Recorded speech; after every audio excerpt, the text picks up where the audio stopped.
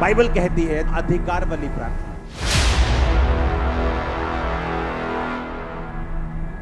ये प्रार्थना वही कर सकता है जो परमेश्वर के साथ गहरे संबंध में।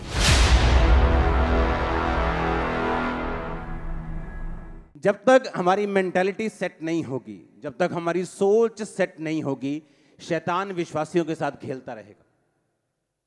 वो उनको मूर्ख बनाता रहेगा और विश्वासी ये प्रार्थना पॉइंट लेकर कि शैतान मेरे पे अटैक करता है और जादू मुझ पे अटैक करता है और मुझ पे टोना अटैक करता है, वो विक्टिम बना रहेगा और कभी भी परमेश्वर की जयवंत जीवन को नहीं ले पाएगा जो परमेश्वर ने उससे वायदा किया। परमेश्वर ने कहा, देखो मैंने तुम्हें सांपों और बिच्छुओं को रौंदने का पूरा अधिकार दिया, किसी भी वस्तु से तुम्हें कुछ भी हानि नहीं होगी। कि परमेश्वर ये कहता है कि धूल झाड़ कौन झाड़ेगा? तुम खुद। शोभायमान वस्त्र पहन ले, कौन पहनेगा? तुम खुद।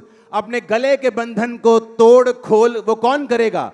तुम खुद। क्योंकि परमेश्वर ये चाहता है कि विश्वासी पूरे अधिकार के साथ भरा हो और उसमें पूरी ताकत हो और वो शैतान से और दुश्मनों से कभी ना डरे। वो दुश्मन बीमारी हो, वो दुश्मन गरीबी का श्राप हो, वो दुश्मन कलेश हो, वो दुश्मन फैमिली कर्स हो, वो कोई भी हो, आप उसको शैतान को पांव के नीचे कुचल देंगे और आप आमीन बोल के फ्रेश होके यहां से वापस जाएंगे। हालेलुया। बाइबल कहती है दो तरह की प्रार्थनाएं हैं। एक मैंने कहा अधिकार वाली प्रार्थना, कि परमेश्वर उन चीजों के नाम जो नहीं है ऐसे लेता है जैसे कि वो हैं। जैसे आप सुबह उठकर बोल सकते हैं, मैं बहुत बरकत पाने जा रहा हूं, मैं एक अनॉइंटेड विश्वासी हूं, अनॉइंटेड मैन ऑफ गॉड हूं, मैं परमेश्वर का प्रिय हूं, परमेश्वर मुझसे प्यार करता है। चाहे आपकी लाइफ में कुछ भी हो रहा हो, आपके मुंह के वर्ड्स जो हैं आपको बिल्ड करेंगे। जो नहीं है वो हो जाएगा, जो नहीं है वो बन जाएगा, जो आप एक्सपेक्ट कर रहे हैं वो हो जाएगा अगर आप अपने मुंह से बात करेंगे तो। आमीन। अब परमेश्वर कहता है कि तुमको वो बोलना है जो बातें नहीं हैं। अपने पड़ोसी को बोलो वो चीजें जिनका वजूद नहीं है, परमेश्वर कहता है उनका नाम लो। आमीन, आमीन। जब मैं मेंटली अपसेट के अटैक के नीचे था तो परमेश्वर के दास ने मुझे बताया कि रोज आईने के सामने खड़ा होकर बोलना है कि तू परमेश्वर का अभिषेक दास है, परमेश्वर तुझे बहुत इस्तेमाल करेगा, परमेश्वर तुझसे प्यार। मैंने कहा ये मैं झूठ क्यों बोलूं?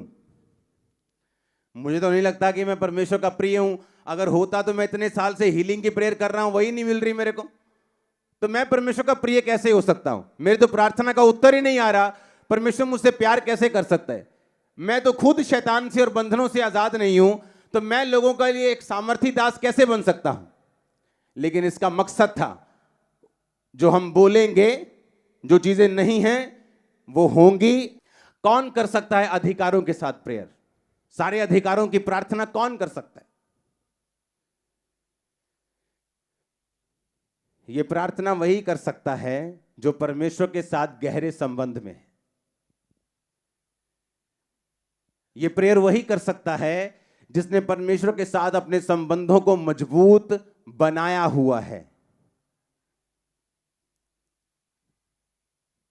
बिना परमेश्वर के रिलेशनशिप के अगर आप शैतान को डांटेंगे वो आपकी बात नहीं सुनता।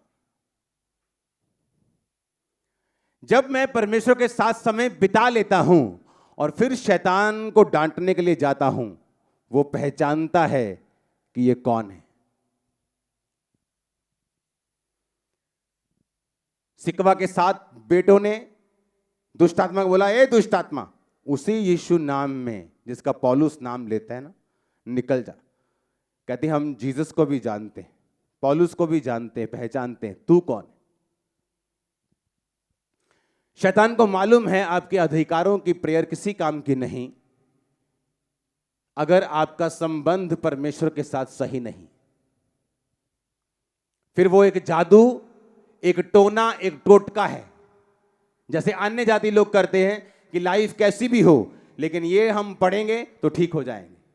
हालेलुया। परमेश्वर के दास के द्वारा टीचिंग्स को सुनने के लिए, अनाउंसमेंट्स और अपडेट्स को जानने के लिए आप हमारे YouTube चैनल को सब्सक्राइब करें और साथ में बेल आइकन को दबाएं ताकि जब भी कोई नई अपडेट हो तो आप सबसे पहले जान सकें।